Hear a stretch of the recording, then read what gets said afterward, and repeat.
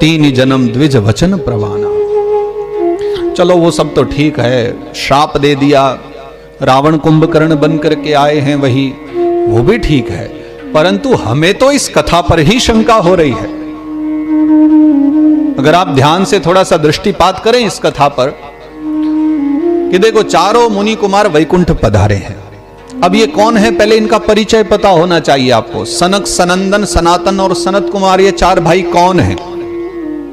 तो अगर इनके विषय में जानना है तो भागवत जी के द्वितीय स्कंद में जाकर के पढ़ना पड़ेगा, जहां पर सृष्टि क्रम का वर्णन आता है। और वहां पर वेदव्यास जी लिखते हैं, स एव प्रथमं देवः कौमारं सर्गमास्थितः चचार दुश्चरं ब्रह्मा ब्रह्मचर्यमखंडितम। ब्रह्मा जी सृष्टि कर रहे हैं, और ब्रह्मा जी ने जब सृष्टि की तो सृष्टि की जो पहली संतान हुई ब्रह्मा जी की, वो चार मुनि कुमार उत्पन्न हुए, ब्रह्मा जी के मन से उत्पन्न हुए।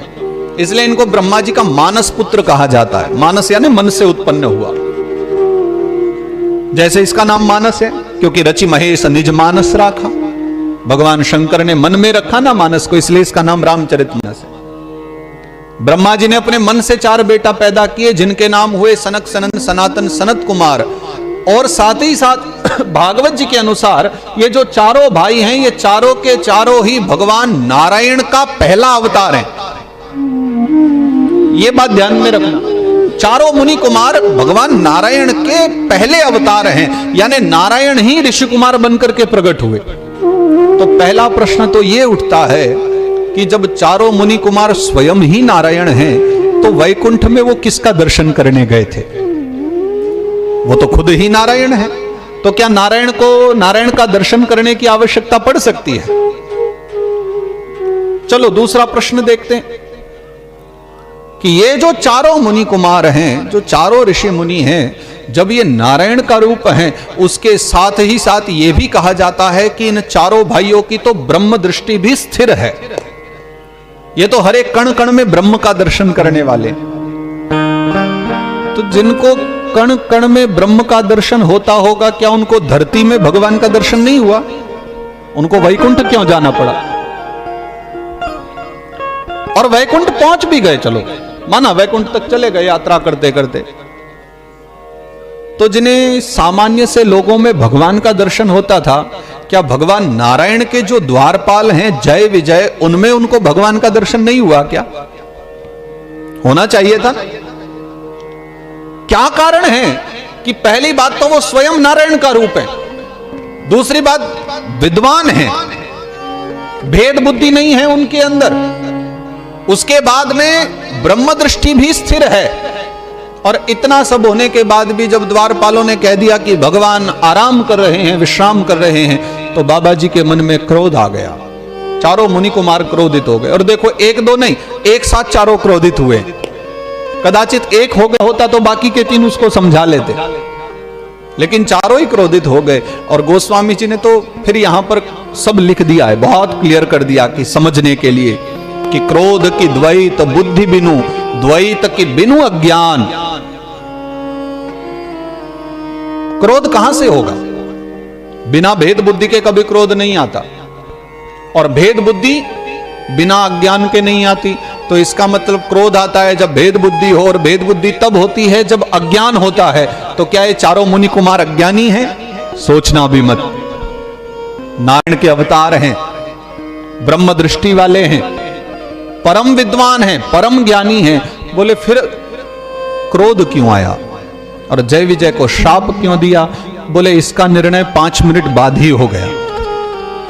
जैसे ही श्राप दिया और कहा कि जाओ 3 जन्म तक तुम असुर बनो, उसी समय दोनों तो नाराज हो गए, दुखी हो गए द्वारपाल।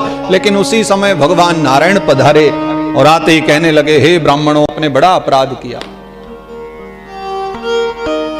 आपने मेरे प्रिय द्वारपालों को श्राप दे दिया।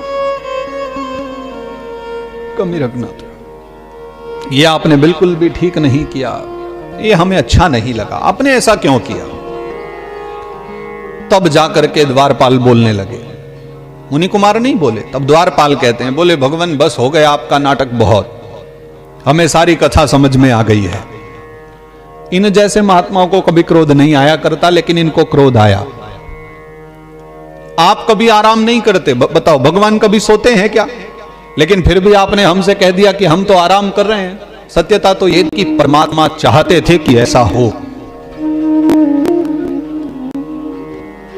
होई ही सोई जो राम रचि राखा, ओ करी तर्क बढ़ावई शाखा। तो गोस्वामी जी कहते तर्क क्यों कर रहे हो, बात खत्म हो गई है, भगवान ने किया।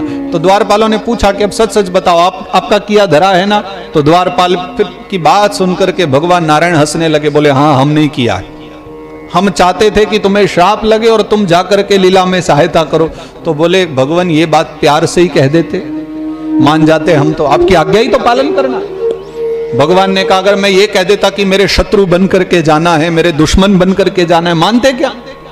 राजी राजी मान लेते कभी? बोले नहीं ये नहीं मानते, सहायता ही तो करनी थी, आपके भक्त बन जाते। भगवान ने कहा भक्त बनने के लिए तो दुनिया पड़ी है, कोई शत्रु बनने को तो तैयार नहीं होता। मेरे जितने भी प्रेमी हैं, अगर किसी से भी कहूं कि मेरा शत्रु बन जाओ, मेरे ऊपर हाथ उठाओ, मुझे मारो, मुझे कष्ट दो, कोई करेगा क्या? तैयार ही नहीं होता। और तुमसे ज्यादा मेरा प्रिय कौन होगा? तुम तो मेरे सबसे खास हो, इसलिए ये वाली सेवा मैंने तुम्हें दी है। तो जय विजय फिर हंसने लगे, बोले अच्छा तो शत्रु बनाओगे?